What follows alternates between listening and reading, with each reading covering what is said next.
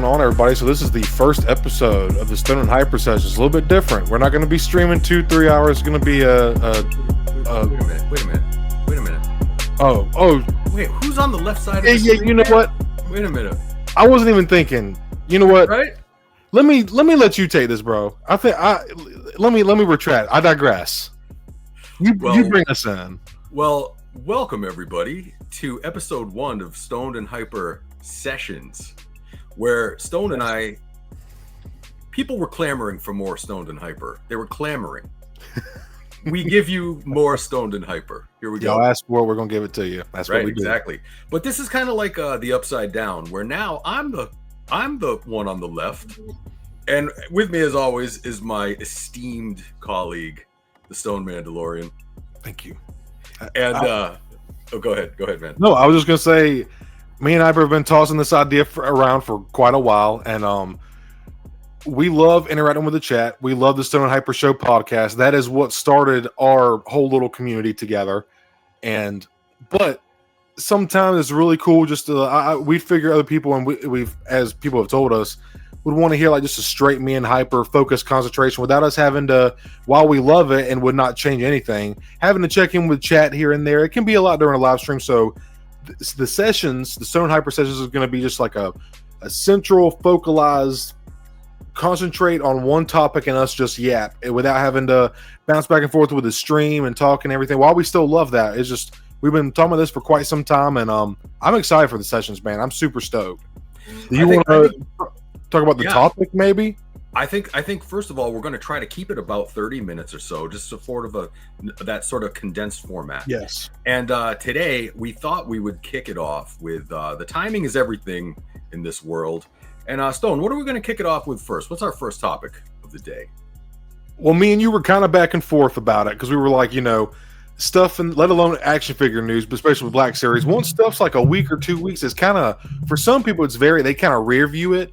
But shit, to me and you, like, we're like, oh, this figure came out 6 months ago. It's new. Me and you were right. We're just different collectors. But with that being said, I thought it would be a cool idea to kick it off with the LAAT because it just got funded, as we all know. Hyper's got one of the other 7 or 9 we have. Are you talking about this gunship? It's kind of like that one. It's a smidge. Supposedly, it's 20% bigger. Whatever that means. You mean this gunship? Oh, not that one, my friend. That's a very bad Munilist, though. Is it the other 7 gunships that they've released? Any of those? You mean so there's a new one? There's a new one. And it's $450. Not including shipping. So you're probably looking at around close to $500, So you mean I have an opportunity to spend, with shipping, $500 for another gunship? For another one. You can have one that's 20% bigger. And it comes with 2 clones, 2 figures.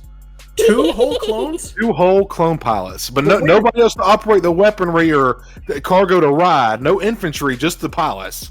They're just going to fly it. You mean, so in other words, I have, they now have much larger pods, but yes. There's 2 pilots, but we don't get anybody to operate the pods and nobody in the back other than a Jedi who was never seen in it before? I would say you can get 3 Jedi. Three Jedi that if you want that, Coleman Trevor, who died before the LAAT even arrived in the arena, or you can get Saucy 10 or Aiden Kolar, so okay. Those are cool in the gunship that carries clones, right? 3 Master Jedi. Right. We're being so sarcastic assholes right now. Y'all, it's all fun and games. We're both excited, and I'll let Hyper take it. I think we're both excited and glad and happy that it funded, aren't we, man? We are. I'm serious. I am just kind of playing with everybody, but absolutely, dude. I wanted to fund the gunship, and I'm very happy. And I'll probably eventually try to track one down because I love the gunship. I've got 3 of them already. I've got another one. I don't even have any room to put it, but I got these 2. So I'm very happy that it funded. I will be getting one eventually someday. But therein lies the problem, because simultaneously, as that campaign was going on, another franchise, G.I. Joe, had another crowd-funded campaign, another HasLab, for arguably not even one of the most popular vehicles in the classic G.I. Joe line.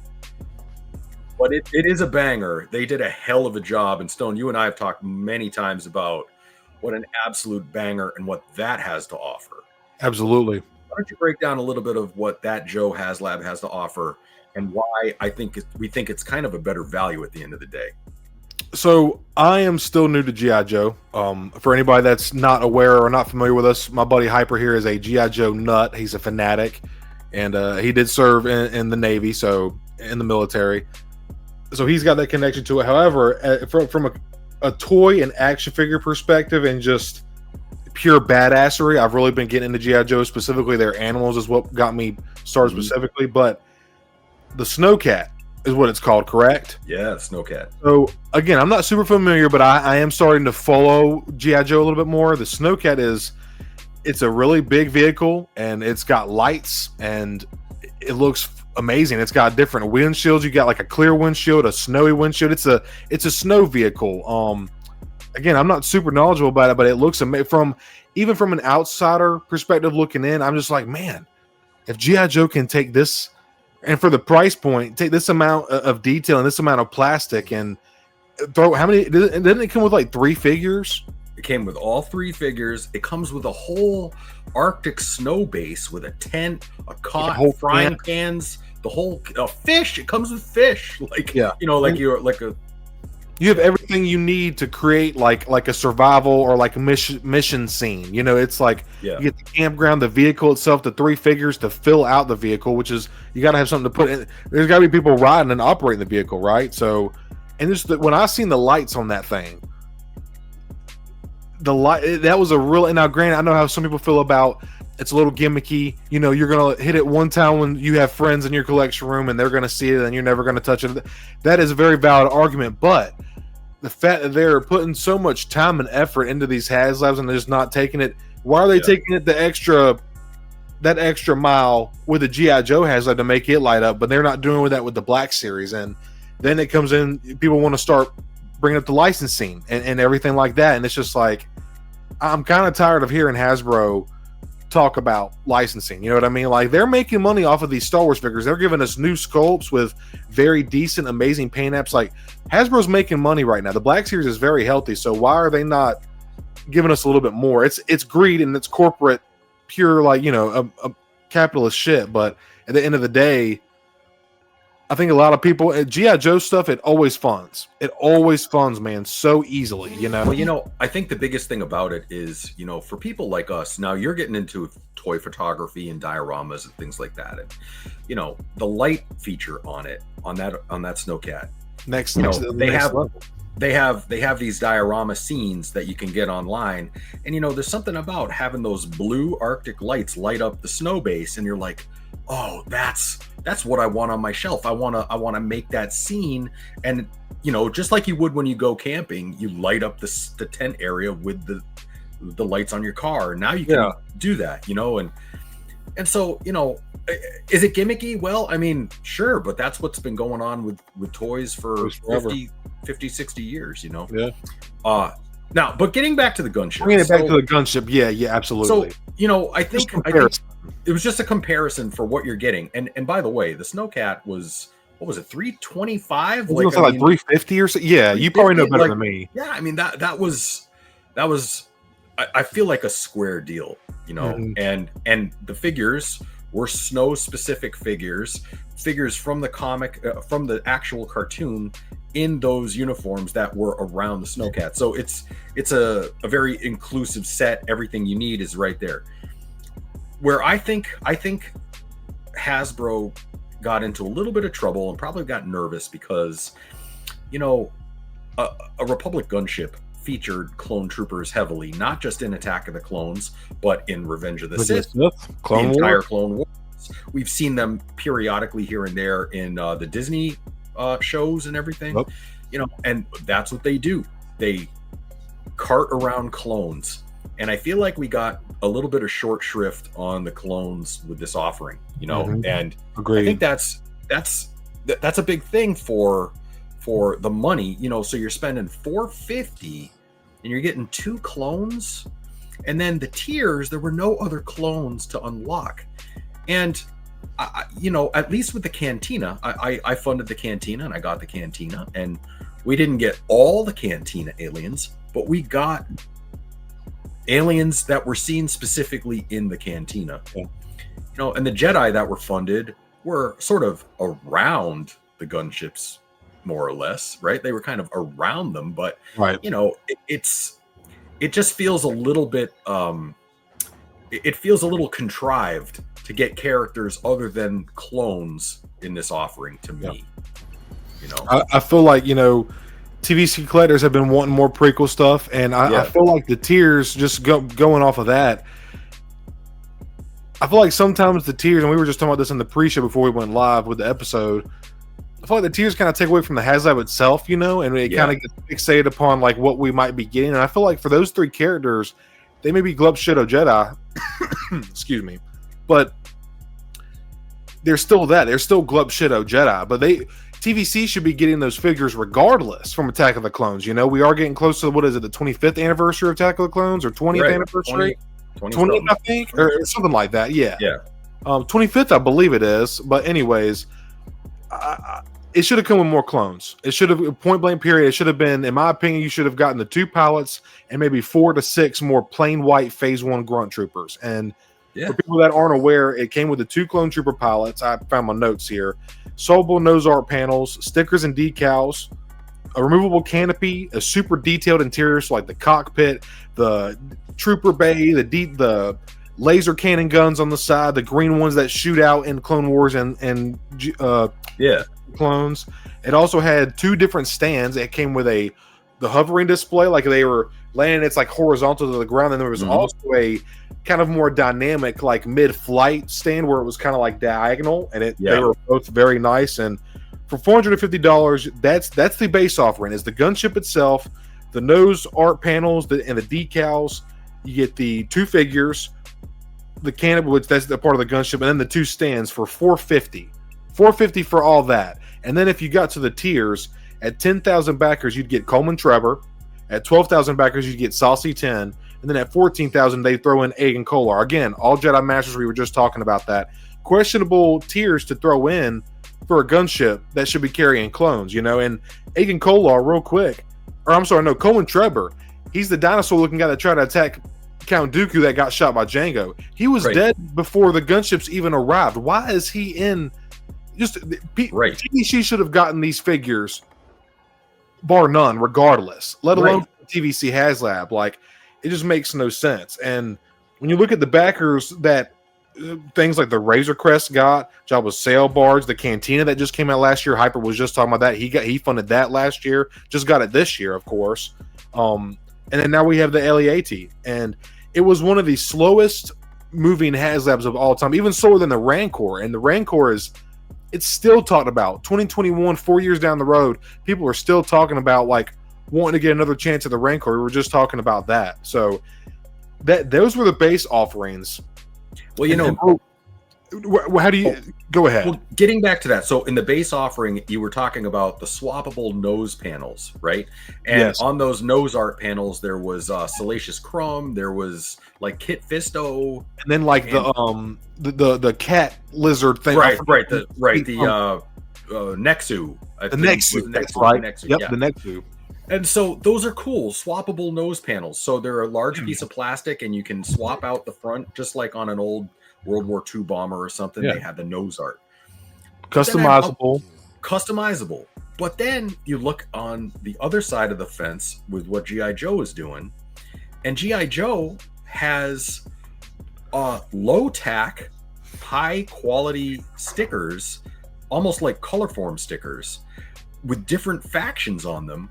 And you can just swap out on a reusable sticker sheet the factions that you want on the Snowcat. So you could very easily put, one day, just like with the gunship, but that is a huge reduction in cost when you have to create 3 new panels and add all that plastic into the box for just a graphic on the side that could be done by the same company on the other side of the warehouse Yeah, they're making the low-tech stickers. Yep. You know, and they even have a sticker that on the windshield of the Snowcat, you can make it look like a frosted window, and you can put it on and take it off, and put it on and take it off. And it just seems to me like that's a more cost-effective, better way to go than adding these large pieces of plastic that take up real estate. You have to, all these things. Yeah, and put them in a bag, keep up with them, you know, and pay for them, because you are paying. It is going into the price. That's more plastic of the molds that they had to, and right. You're paying for that. Meanwhile, there's you have to remember that there's a difference of over $100 in cost between the two funded projects, and you know darn well that sticker sheet really helped keep that price per unit down on the GI Joe side of things, which is why, to your point, they always fund, because they have just a better idea of economics and value on that side. I think I just think they really do. You and I were talking about how sometimes we wish the GI Joe team would take over the Star Wars production team once in a while. Man. Yeah, and I know what, for anybody that's we are aware, we know Hasbro owns the licensing to GI Joe, and Star Wars is expensive, yada yada. But it gets to a point, man. Like me and Harper were just talking about this in the pre-show, man. Me and you, it's the line is in a really good place. They're giving us new sculpts with really good paint apps. Like they're making money, because if they weren't, they wouldn't be giving us these new figures. You know what I'm saying? So right. It is questionable, like you were saying, the fact that they had the technology that they're doing in they're not taking Thighswolf away from GI Joe, or they're making the stickers over there. Why not utilize that part of the warehouse for the Black Series team? Star Wars team needs to collaborate more with the whole.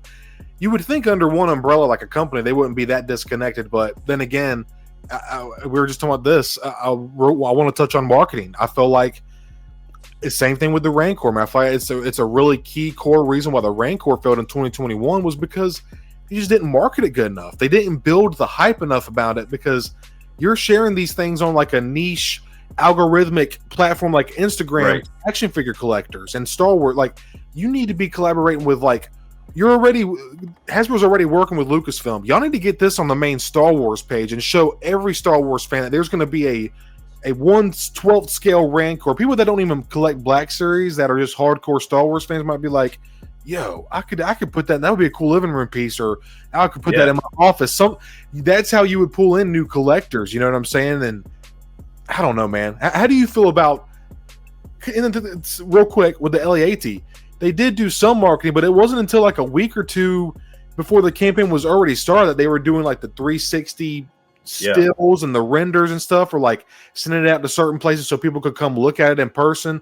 They should have been sending, I said this in my video on it, they should have been sending it out to people like Robo or Sir Dork, send it to reputable, credible content creators and action figure collectors that people know and love, and let them give their opinions on it. Like, let Sir Dork take some pictures of that motherfucker, and it would have been a great way to market it off. How do you feel like they fumbled the marketing with everything? So number one, they marketed something that many of us already have multiples of, which is a tough place to start, right?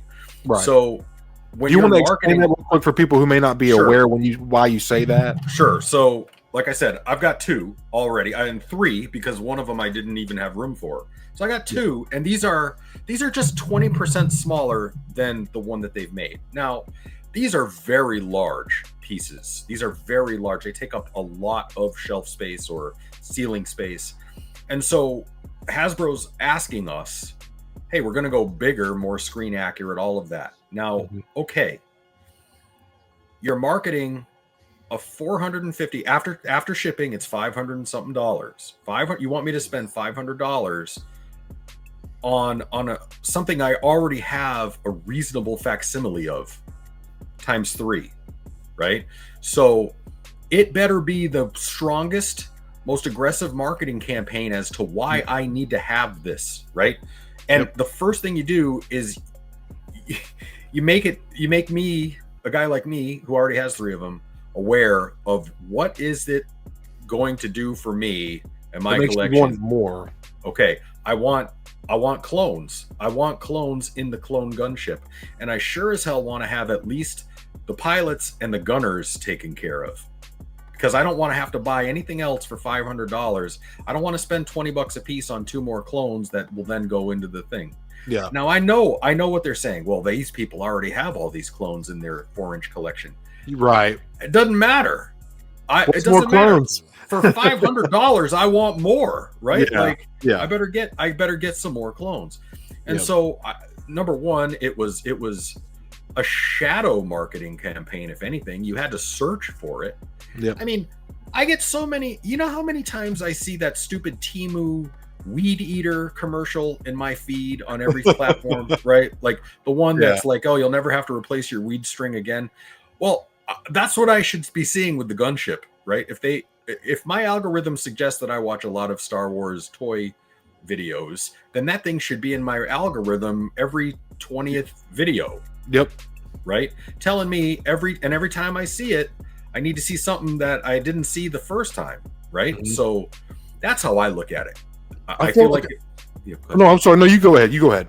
So, and I also think too, so as we know, sometimes the Star Wars HasLabs have had a real problem really ever since the sail barge. The sail barge was going to fund. We all knew it. Everybody wanted it. But let's be real. Like, it was either a great toy, Rancor, mm-hmm. with really crappy accessories, or we didn't feel like we were getting the value. Yep. Or it was a stupid one, like the lightsaber there from Reva's lightsaber. Reva's lightsaber. Yeah. Nobody wanted that. Nobody asked for that. No. Not as a $500 HasLab or whatever it was, right? Right. You know, and now we've got the Gunship, which did fund. It didn't completely fund, and quite frankly, the Cantina didn't fully fund, and they left a lot of figures back from us for that, and that cost me $550, and I didn't even get all the figures to come with it. Yeah. So, like you and I were saying before, that would be like I go in and it says, I want the bacon cheeseburger with fries for $16.95 on the menu, right? Right. Well, you can get the burger, but if Stone gets the fries and the other guy sitting next to him gets the fries, then you can get the fries. Yeah. Well, yeah, but I'm going to pay for all the fries. You know what I mean? Like, yeah. Just tell me how much you want for the whole meal. How much you want? And I want everything. I want the burgers, the fries, the drink, the shake, the malt. I want everything. Right. You know. And I want it. And I don't care. I shouldn't have to be disappointed because somebody else didn't want fries sitting in the restaurant. I want fries. Well, I don't care if that guy. I'm going to pay for him. I want him. You know, and that's the way I feel. I feel like the tiers do that to people. So you expect me to pay for a meal that comes with fries, mm-hmm. but then I don't get the fries because somebody else didn't order them. Like, that doesn't make any sense. And I think that really hurts these campaigns on some level, because just like you say, what do you want for the whole thing? What do you want? What's the number? You know, and like, you know, and if they hit 12,000, then throw us a bone, give us an extra, you know, Coruscant Guard clone or something like that, whatever. But this is what we're getting. All of this, it would have funded day one. I think you're absolutely right, man. Everything you're saying is, I got to give you credit for it. $450, that's a big chunk. And I feel like one thing I wanted to mention because of that is, and for anybody who shames other collectors out there, because I have seen videos of collectors doing this, like, well, it's only $450. You can't afford that. You don't need to be buying toys. I'm not going to get rude on here, but F that. I don't want to cuss on Hyper's channel. It's different if I'm on my channel, but F that. F you. No collector should say that to another collector. And I didn't realize this, but I was actually informed that Hasbro Pulse actually has like credit payment plans, and I didn't know that. I feel like they should market that more, because I feel like that would, because people are thinking like, oh, 400. Some people are thinking like, and there's validation with the price. Like, $450 is a lot of money. Is it too much? It's arguable. When you're paying that much for something, you're allowed to nitpick about details and stuff. But there are some people out there who are like, yo, dude, that's my dream gunship. It's there. I can have that in my collection. That is my favorite vehicle in all of Star Wars. Like, I have to have it. And $450 is nothing to them, you know? it's at the end of the day, the value is subjective, and I feel like it's all about how bad you want it. And if people knew, I think you have to think about the average collector. Not everybody just has $450. We have car payment. That could be somebody's car payment. That could be part of somebody's rent, but like it is. Yeah, dude, $450 is a lot of money. $500 by the time. I don't care who you are. That's half a band, Oh yeah. And I just feel like I lost my train of thought a little bit there, but it's just, I feel like it's a big chunk for a lot of people. The average collector can't really afford to do things like that. I feel like they should advertise that they have payment plans available, because then people would be like, oh shit, I can make payments on $450. Yo, I can make this work. Let's do it. But when they think like, oh, $450 outright right when it ships, they're like, oh, I don't know if I can do that. Like, yeah, then they have to strategize like, oh yeah, I can save up that money until like the next year till it comes out, But I feel like that's another thing that they should advertise more is their payment plans, because I feel like that would incentivize a lot of people to be more willing to back it instead of being like, oh, $450 at once. Oof, you know. Well, and the other thing too is I think, if I'm not mistaken, by the time the Arctic Cat or the Snow Cat, Arctic Cat, I keep thinking of the snowmobiles. $350 for an Arctic Cat's not a bad deal. Yeah. Not at all. No, but so you had about 2 weeks to make up your mind on the Gunship once the Snowcat funded. I think it was like, but so in other words, so people like me, I had 2 weeks to either say yes or no on the Gunship. And like you say, $450 is one thing. $450 plus $350 is quite a different story. Yes, it is.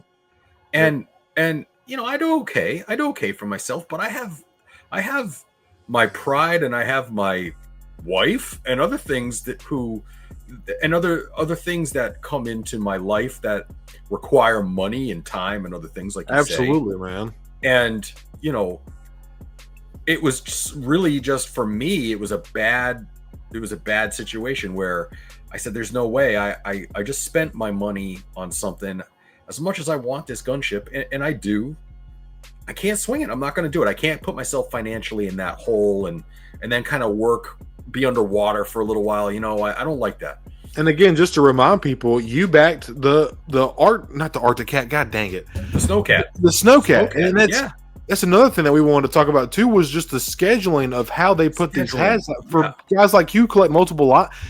So again, you were kind of touching on that, but just like explain how that is for like multiple, because like I'm lucky, whereas like most of the time, I'm a Star Wars guy. I have other stuff around here you can see, but like there are people like you who collect. They want they got the Gladness Marvel HasLab. They have G.I. Joe HasLab, Star Wars. Like they collect multiple lines. How do you feel about them stacking? Like they have the whole year to plan these HasLabs, and then they wait till about a quarter into the year, 2 quarters into the year, and then they want to throw them on top of each other like that. That's a lot. I do understand how factories operate. So, sometimes they have to run a campaign based upon when factory space is available. So, wherever they create these things, they might have a window where they can produce these in March of next year. So they have to run the campaign right now, because then they'll know yes or no to the factory, because they have to. It's just like if you have a wedding, and you rent a wedding hall out, sometimes you need to know a year in advance whether the wedding. I got you. Yeah. See what I'm saying? That makes sense. Yeah, I'm with you, man. So they have to run a campaign for this time period, so that way they have enough time to book the factory, or all those types of things. And so I understand it, and the way that raw materials are shipped, and there's lots of factors involved. I get it. But you absolutely cannot convince me that was just, it blindsided a lot of collectors. And one of the things that you really don't want to do if you're Hasbro or Mattel or anybody else is blindside collectors out of an expensive product. You want to incentivize them. You want to incentivize them. Yeah, and take care of them, man. I, at the end of the day, we know it's a corporation. We know they're in it for the money. It's not a surprise. We know why they're not doing this because they love action figures or nerd. They could care less, right? They give a fuck. They're making it because we're buying it, Right. But it is good for, like what you're saying, to stand our ground and to voice our reasons. Like, we can appreciate the fact that these things are being made now, and action figure technology is improving, getting better and better, cooler and cooler. But at the end of the day, you got to know when to put your foot down and be like, this, and that's for each individual collector. Where you were just saying like, this is one that I just can't justify doing right now, and that's fine. And it sucks that people have to feel like they miss out on it because a lot of the HasLab is like, once the campaign funds and they ship, they instantly double in freaking price. You know, right. So now, it's a lot. Here's another thing. This beauty right here. Everybody loves this paint scheme, right? Like everybody loves this. This is the Munilist. Is that the Munilist one? That is the Munilist, correct? Munilist. Yes. Right. So, dear Hasbro,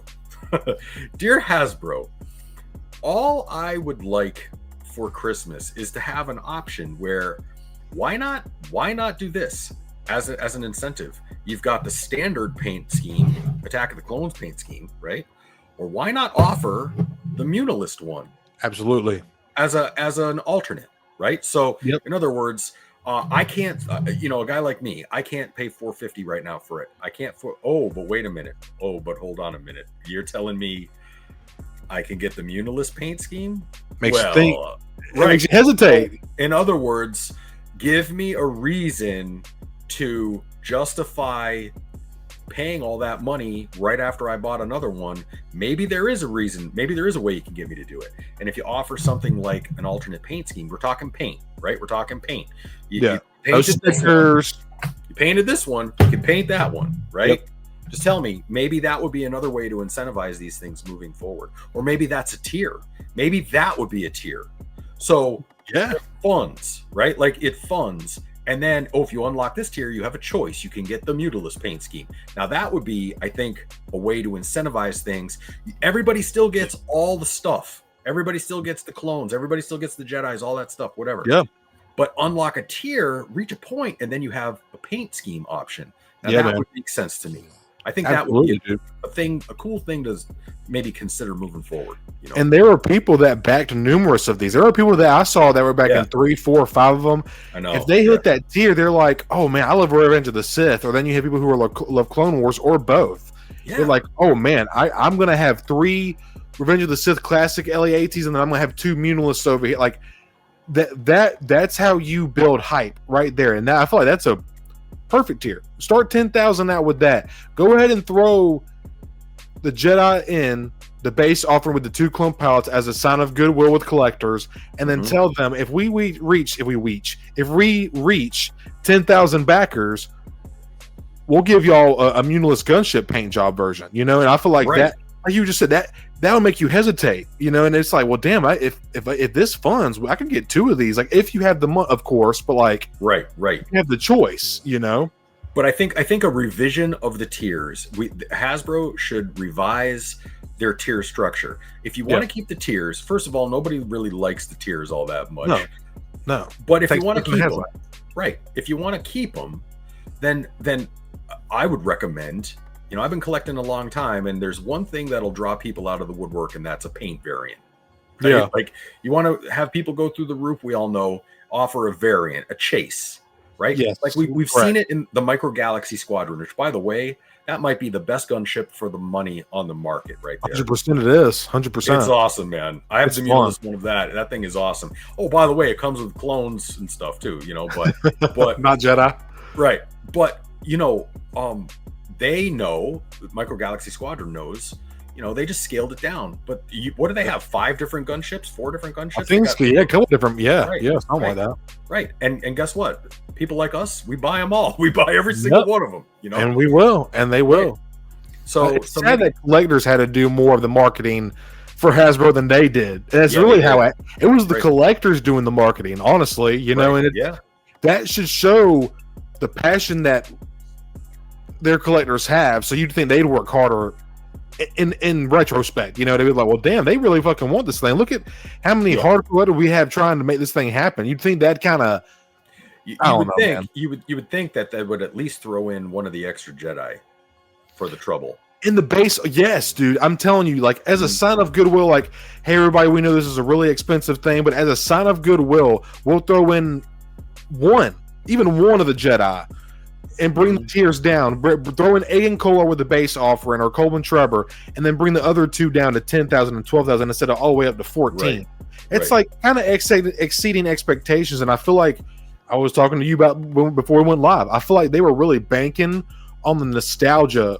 Oh yeah, that people have because it's there, it exists. That they were betting just because it was prequel related and clone related, people were going to buy this thing and eat this thing up. And like we said in the earlier part of the episode, one of the slowest moving HasLabs, slower than the Rancor that never even funded, And now in the back towards the end of there, it got that 1,700 or 1,800,000 backer in like a day. So that was kind of cool to see people come back through it. We always knew towards the end of the campaign for HasLabs, there's always a little bump because people are aware like, oh, it's winding down. This is the last day. And then they jump on board real quick because they've been hesitant about it. But, even the choice of Jedi. So you could pick any Jedi you want.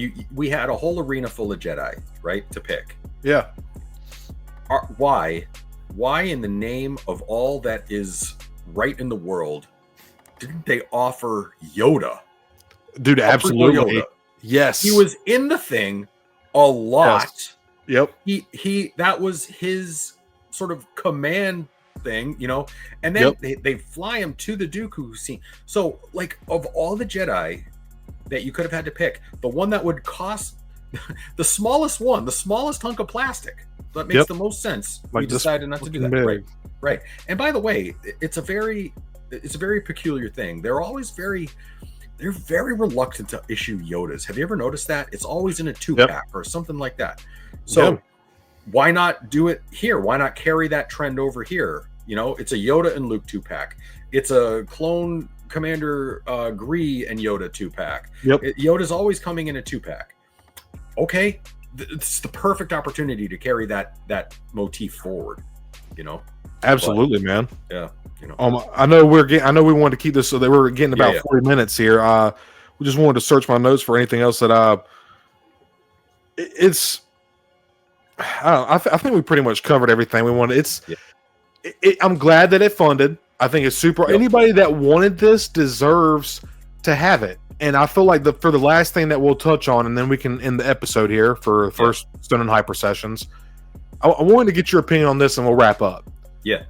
How do you feel? And we've talked about this before about with figures like bigger figures like Pawn Krill and stuff that made to order. How do you feel stuff like this, like the HasLab? Because we already know there's already so many gunships we've got. There's like 7 other versions. Yeah. Questionable choice for a HasLab compared to what they could have done. But lost my train of thought there. Well, the larger figures. Yeah, how would you feel about made to order for HasLabs? Like if they were like they lowered the backer count, maybe had to bump up the price a little bit because they need to make their money, and because they're not obviously with the backer count, they're guaranteed this certain amount of money. That's why they're crowdfunding campaign for people who aren't aware. But how do you feel it would do if they transitioned to the made to order style for HasLabs? Well, I think it presents an enormous, like just a multitude of problems logistically speaking. So you would have to, like I said, there would have to be a factory willing to work like that and do things. And we've already kind of seen it. Remember when they did the face make your own character, put your face on the thing? A couple. Remember selfie series? Like the selfie series that didn't really go anywhere. Nope, it didn't last. It didn't really last, and I think that it could work. I suppose it could work. But we all know Hasbro well enough to know that a deluxe figure is $34 and it doesn't really feel deluxe to anybody. So I think a made to order thing, you're probably getting into like a Marvel Maximum type of a situation. Yeah. Which is, it's going to be $45 or $50 made to order. Oh, you wanted it. Well, now you're going to have to pay for it type of a thing. I worry about that. And by the way, about a year ago, we were talking about the Marvel Maximums when they first were getting released. Yep. And you and I said they're going to do maybe 4 or 5. You're never going to hear from them again, and then they're going to jack up the price. Yep.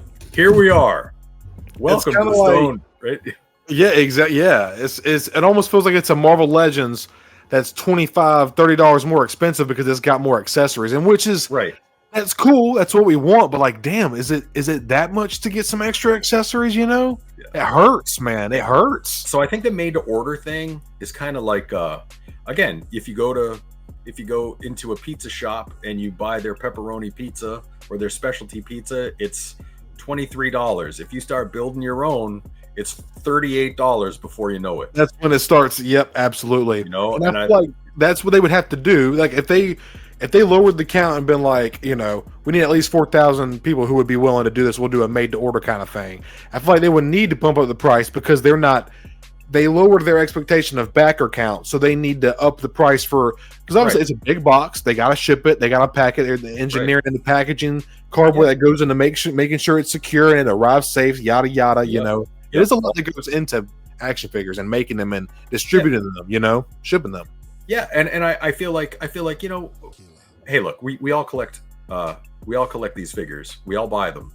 We'll continue to buy them as long as they're somewhat reasonably priced and somewhat, you know, modern and they come along with the times and all of that. But you know, I don't know. I'm sure that they'll probably experiment with that type of a thing sooner or later. In the age of 3D printing, it's almost inevitable just to keep up with that market, the made to order thing. But I do think you're not going to see it for. I think that's probably like a $45 or a $50 figure.